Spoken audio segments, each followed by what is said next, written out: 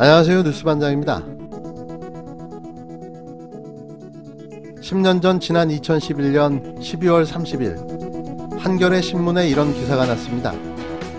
이 기사를 작성한 기자는 당시 한겨레 신문 허재연 기자였는데요. 허 기자는 현재 열린공감TV와의 탐사 취재를 콜라보로 진행 중인 기자이기도 합니다.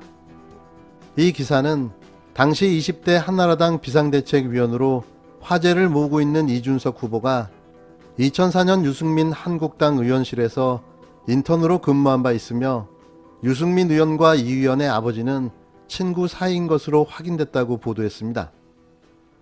이후 이준석 후보는 애초에 인턴한 적이 없다고 밝혔다가 나중에 말을 바꿨는데요. 이 후보는 당시 한겨레와의 통화에서 하버드대 1학년 재학하던 2004년 6월부터 약 3개월간 유승민 의원실에서 여름방학을 이용해 인턴으로 근무했다고 밝혔습니다. 또 이 후보는 내가 하버드에서 경제학을 전공해 경제 문제에 관심이 많았다. 유승민 의원은 한나라당 여의도 연구소장을 했고 정무위 소속이었기 때문에 배울 게 많다고 생각했다고 말했는데요. 이후 또 다른 매체인 조선일보가 이 후보에게 국회에서 인턴을 한 적이 있냐는 질문에 처음에는 누가 그런 말을 하느냐며 그런 적 없다고 말했다고 보도했습니다. 그러나 이후 통화에서는 아까는 정신이 없어 전화를 받다 보니 그렇게 말했는데 인턴 근무한 사실이 있다고 밝혔다고 보도했는데요. 뭔가 감추고 싶었는데 들켰던 상황인 거죠. 증권회사에 다니는 이 후보의 아버지와 유승민 의원은 친구 사이인 것으로 확인됐는데요. 이 후보는 사석에서 유 의원을 만난 적이 없었기 때문에 언제부터 어떻게 아버지와 유 의원이 친구가 됐는지는 모른다고 말했습니다. 당시 유 후보는 유승민 의원실 인턴 선발 과정에서 아버지가 구체적으로 유 의원에게 어떤 도움을 요청했는지는 모른다면서 그냥 사람들이 유승민 의원을 추천하길래 유 의원실에 직접 전화한 뒤 찾아갔다. 어떤 사람들이 추천했는지는 밝히고 싶지 않다고 말했는데요. 유승민 의원실은 유 의원이 인턴으로 근무한 것은 맞지만 오래된 일이어서 어떤 과정으로 어떻게 선발됐는지는 기억이 나지 않는다. 평소 의원실 인턴은 공채를 하거나 주변의 추천을 받아 선발하고 있다고 설명했는데요. 이미 이준석 후보는 10년 전부터 각종 특혜를 받으며 정계에 입문했고 그 이후에도 꾸준히 유승민계 의원으로부터 지원 사격을 받으며 현재에 이르게 된 겁니다. 이래서 유승민 배우설이 터져 나오고 있는 거죠. 이준석 후보 아버지가 유승민 의원의 친구였고 이준석 후보의 정계 입문을 유승민 의원이 도와준 건데요. 내년 대선 후보는 유승민이 돼야 맞는 거죠. 그게 빅픽처일지 모릅니다.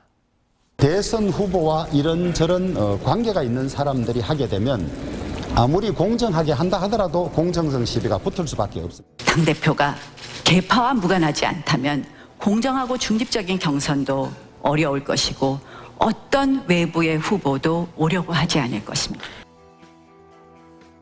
나경원 의원은 지난 서울시장 선거 경선에도 졌잖아요.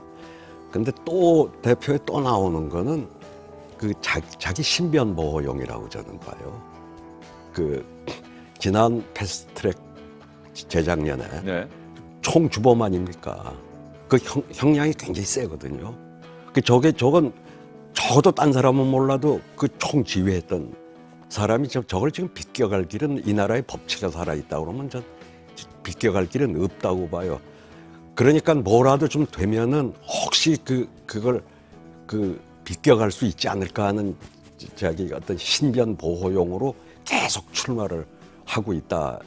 뭐 황교안 전 대표도 마찬가지라고 보고요. 예. 적어도 두 사람이 어떻게 그 증거가 차고 넘치는 모든 다 화면이 다 있지 않습니까?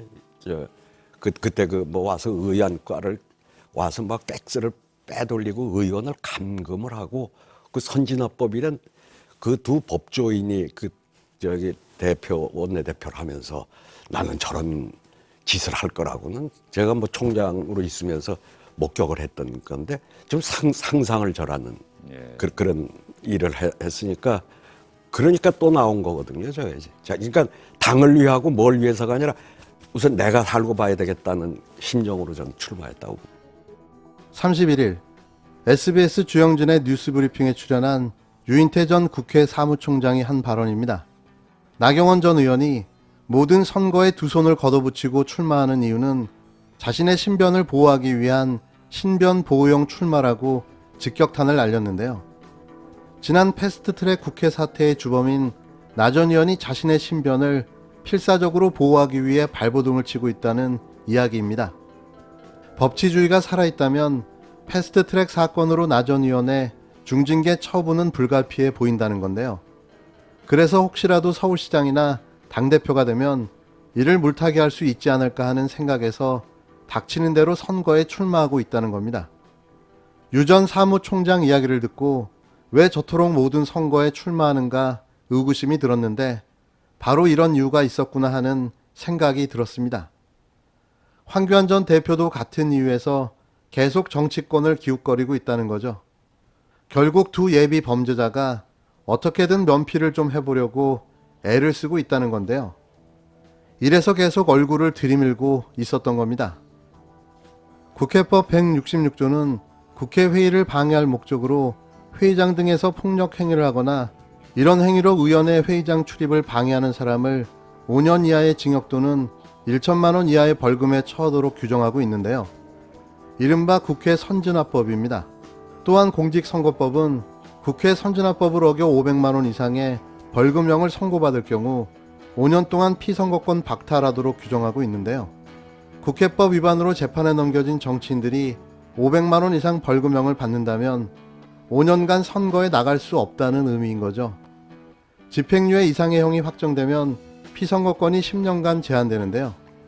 이래서 나경원과 황교안이 목숨을 걸고 정치권 재진입을 시도하고 있는 겁니다. 송영길 지도부가 들어섰고 4.7 재보궐선거에서 국민들이 말씀하셨던 변해라, 달라져야 한다라고 하는 부분에 대해서 그중에 한 이슈인 조국 장관과 관련된 논란에 대해서 우리 민주당이 어떻게 바라보고 있는지, 앞으로 어떻게 다르게 할 건지에 대해서 당 지도부가, 당 대표가 책임 있게 국민들에게 말씀드리는 일은 꼭 필요하다고 생각합니다. 국민들이 보시기에 조국 장관 그 여러 논란들 중에서 이거는 기준에 맞지 않는데 국민의 상식, 국민의 눈높이 이런 부분에서 볼 때 이거는 좀 문제가 될 수 있고 비판의 대상이 될 수 있고 이런 부분들이 있었는데 거기에 대해서 민주당이 무조건 감싸는 태도는 아니었는지, 그리고 그거는 못 본 척했던 것은 아닌지, 이런 부분들이 국민들께서 민주당에 대해서 실망하거나 달라져야 된다라고 얘기하는 그런 지점들이 아닐까 싶습니다. 대선 출마를 선언한 박용진 더불어민주당 의원이 조국 전 법무부 장관의 회고록 출간과 관련해 이른바 조국 사태에 대한 당의 입장을 정리하는 계기로 삼아야 한다고 주장했습니다. 또 관심병이 도졌는데요. 잊을만 하면 한 번씩 이런 뻘짓을 하고 있는 거죠. 국민은 단 한 명도 관심이 없는데 대선 출마랍시고 나홀로 대권주자 선언을 하고 연일 내부 총질을 거듭하고 있습니다. 제발 탈당을 좀 했으면 하는 바람인데요. 박 의원은 31일 CBS 라디오 김현정의 뉴스쇼와 인터뷰에서 조국 회고록 출간에 대해 어떻게 생각하느냐는 진행자의 질문에 핵심은 이제 당에서 어떤 태도를 취하냐는 것이라며 이같이 말했는데요. 박 의원은 누구든 변론, 반론, 자기 변론에 권리가 다 있다며 회고록을 내는 것은 조 전 장관의 권리라고 했습니다. 다만 이른바 조국 사태가 촛불 시위 이후 우리 사회에서 가장 뜨거웠던 논란 중 하나라고 강조하며 아무 일 없었다는 듯 넘어갈 일은 절대 아니라고 입장을 밝혔는데요. 박 의원은 또 조국 사태의 대응을 놓고 당에서 내로남불로 보이는 일들을 하지 않았는지 되돌아봐야 한다고 지적했습니다. 이어 반성할 부분이 있다면 당에서 책임있게 표현하는 것이 맞다고 말했는데요. 그는 이어 조국 사태에 대해 박 의원의 입장은 반성해야 된다는 쪽인 것 같다는 진행자의 물음에 그렇다, 저는 돌아봐야 될 일이 많다고 생각한다고 덧붙였습니다. 아니, 조국 전 장관이 사골도 아니고 이토록 우려먹어도 되는 겁니까? 소재가 조 전 장관밖에는 없는 겁니까? 결국 남을 깎아내려 자신의 인지도를 올리려는 천박한 수작일 뿐인데요. 이런 자가 무슨 대권입니까?